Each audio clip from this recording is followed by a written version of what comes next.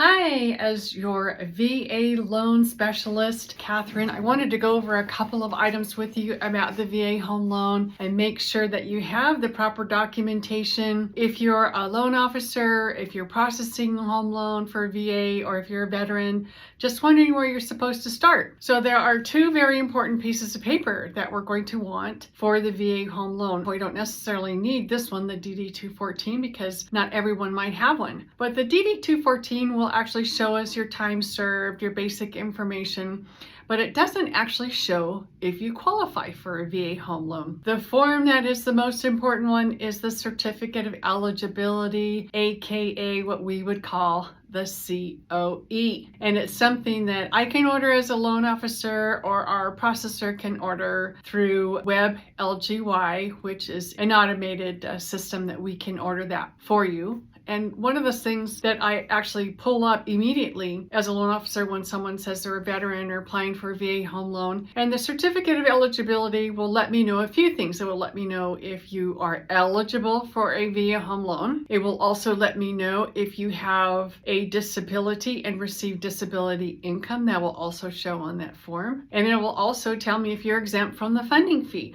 So lots of really great information on the COE. I would highly recommend that if you are applying for a home loan and this is your first time, I would ask about it. Are you going to pull my COE? And that would be a great thing to have, because it can move mountains and get rid of a lot of hurdles that you might come in later. So, let's say that you're in the middle of the home loan process and the loan officer hasn't pulled the COE, and let's say the COE eventually comes back and it says that you're not eligible. That would just not be a really good thing to have happen and feel very good, right? The other part is the COE, the DD-214. Those are all great things to have. Those documents, like the COE, tells us that you're eligible for a VA home loan, but it doesn't let us know that you actually qualify. So there is still that piece to the qualifying of the VA home loan that we still have to fit. We have the COE that you're eligible.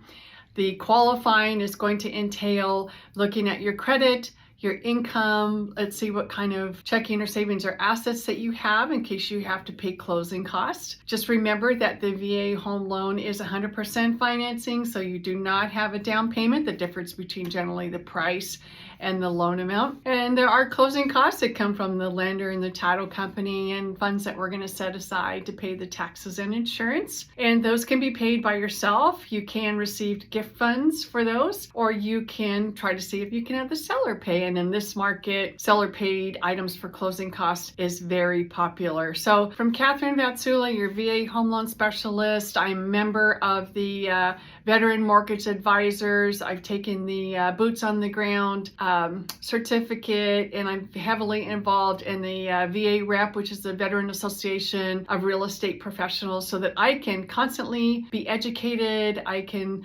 learn through this journey about the military family and the veteran community. So hopefully you'll be with me along the way, and always reach out if you have any questions. I am here as a resource for you.